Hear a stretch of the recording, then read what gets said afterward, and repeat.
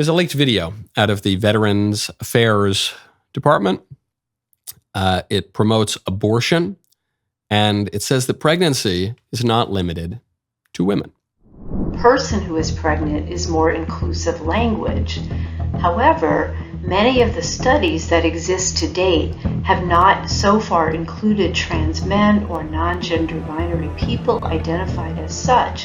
Hello, my name is Emily Ashbaugh. My pronouns are she, her, and hers, and I'm really glad to be with you today. Some patients may be fearful, distrustful, or have preconceived beliefs related to reproductive health care, which may impact their decision-making based on their own experiences and the long history of reproductive injustice in this country.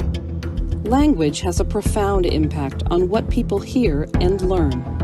When discussing abortion, please use these examples of clinically accurate language.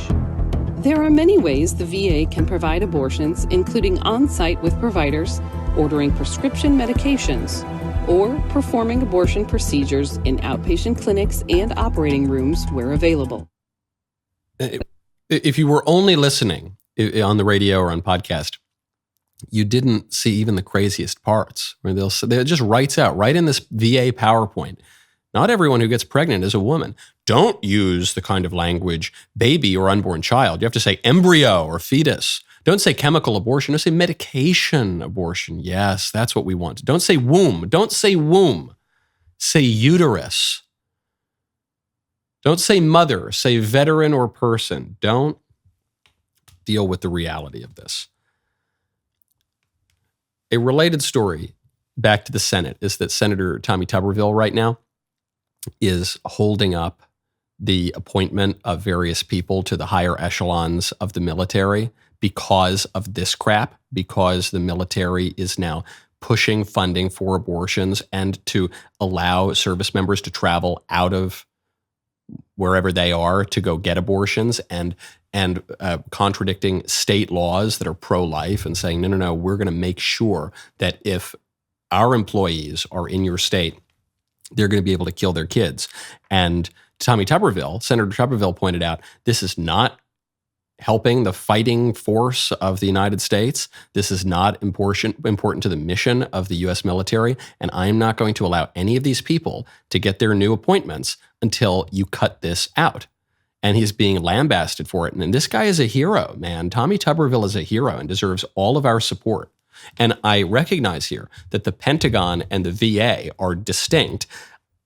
They're pretty clearly related, and they clearly share the same infanticidal, insane ideology. And we absolutely need to grind this to a halt until they stop this. I want our U.S. military to kill our enemies. I don't want the U.S. military to kill our own children. That's a terrible thing. And anybody who's complicit in this in the military needs to be thrown out. And anyone who wants a new higher appointment in the military needs to say, no, we're not going to do this anymore. This is a major cultural problem. This cuts to the very core of who we are as a country and what our country is fighting for. And I think Tommy Tuberville is doing great. And I think every other Republican senator and any Democrat senator with a conscience should join him in this. This is a much deeper problem than oopsie daisy, some little regulation passed through the Pentagon, but don't hold up our appointments for it. No. This is a clearly essential view, a sacramental priority of our present ruling class that has infected now the military. And we've got to cut out that infection before moving on and allowing the military to address other challenges. Absolute. Good job, Senator Tuberville. We need some Tubervilles for the VA too. Right now, go to genucel.com/Knowles. As you might know, we are big fans of our friends over at Genucel. Don't just take my word for it. Ella from Rockford says, quote, I have age and acne spots, and this stuff is fading both of them. This serum is worth every penny. Sunspots, brown spots, discoloration, even red inflamed patches all disappear in front of your very eyes. Here's the Genucel guarantee. You will see results on day one or your money back. Take advantage of Genucel's most popular package, which includes the dark spot corrector plus the classic Genucel bags and puffiness treatment, all at about 70% off. so you can try the best skincare in the world for yourself, completely risk-free. Go to Genucel.com/Knowles, K-N-W-L-E-S. Start looking years younger tomorrow. Say goodbye to dark and liver spots, bags, and puffiness under the eyes. Crow's feet at Genucel.com/Knowles, K-N-W-L-E-S. That is Genucel.com/Knowles, K-N-W-L-E-S. You know I especially love the founder of this company, who is a Coptic Christian from Egypt, who left Egypt for the American dream and now brings a great product to you. Genucel.com/Knowles. The abortion issue is front and center, and Nikki Haley has offered what I think she views as an alternative between the stark take on abortion that you see from the left and the Democrats and from the right wing and the conservatives. Here's Nikki's take. We haven't had 60 Republican senators in over 100 years. We might have 45 pro-life senators. So no Republican president can ban abortions any more than a Democrat president can ban these state laws. So why don't we just find consensus? Can't we agree that we don't want late-term abortions? Can't we agree that we should encourage adoptions and better quality adoptions? Can't we agree that doctors and nurses who don't believe in abortion shouldn't have to perform them? Can't we agree that contraception should be accessible? And can't we agree that no state law should say that any woman who's had an abortion can go to jail or get the death penalty? Let's just start there. We have to humanize this issue. I am not going to be part of demonizing this issue. It's too personal to everyone. And the fellas have done that for too long, no offense. But it is time that we start treating it like the sensitive topic that it is. Okay. Some of what Nikki said there is correct. Some of it is not correct. Some of it I agree with. Some of it I don't agree with. The part I really don't agree with is when she says we need to stop demonizing this issue. They're murdering babies. They're murdering little babies, hundreds of thousands, upwards of 1 million per year. If we're not going to demonize this issue,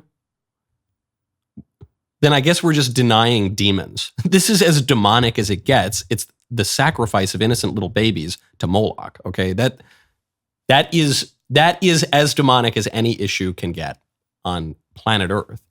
But while I think that she is wrong directionally on that point, I think Nikki is probably right tactically on this point, because what she's saying is, that, especially that first part, she goes, we've never had more than 45 pro-life senators, actually hard, strong pro-life senators. So it's just not going to happen, guys. You're going to pursue a national law to outlaw all abortions, and it's not going to go anywhere. And you might feel really good about yourselves by saying, well, I stood firm for the cause of life, but the effect of it is not going to be anything, because you're never going to get that passed. And there, I think she's totally right. And it's something that the conservatives and maybe the pro-life movement aren't going to want to hear, but it's just a fact.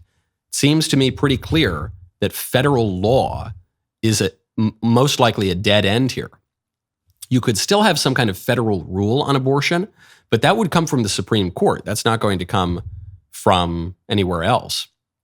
And it could come from the Supreme Court. I flew out to LA just for a night a couple days ago to the Live Action Gala. Live Action, one of the greatest pro-life organizations in the country, run by Lila Rose.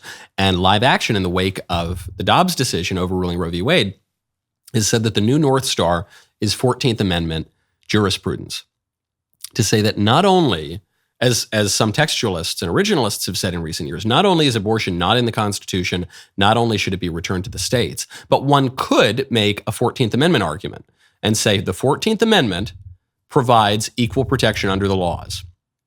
And I know that there are going to be some people who say, well, the 14th Amendment was too broad. It was intended to address this problem of slavery and what we do after slavery is abolished. But it was so broad that it created certain problems within the Constitution. And I don't agree in principle. And it harmed the cause of federalism and the cause of subsidiarity. And you can make all of those arguments, and I don't really even intend to dispute them. But it is a fact that the 14th Amendment has shaped the entirety of our jurisprudence since then. And the libs use the 14th Amendment all the time to very bad ends. So here we could cite the 14th Amendment for a very good end, which would be saving little babies. And there have been serious legal theorists, people like John Finnis, people like Robbie George, the philosopher at Princeton, who have made this argument, made it in an amicus brief on the Dobbs case, that the Supreme Court should go even further and ban abortion by reading the equal protection of the laws into the 14th Amendment. That maybe could go somewhere. I'm still somewhat skeptical of that too. That maybe could go somewhere, but federal law is just not going to happen. What a great clip that was. Now, make sure that you ring that bell and subscribe to the Michael Knowles channel now.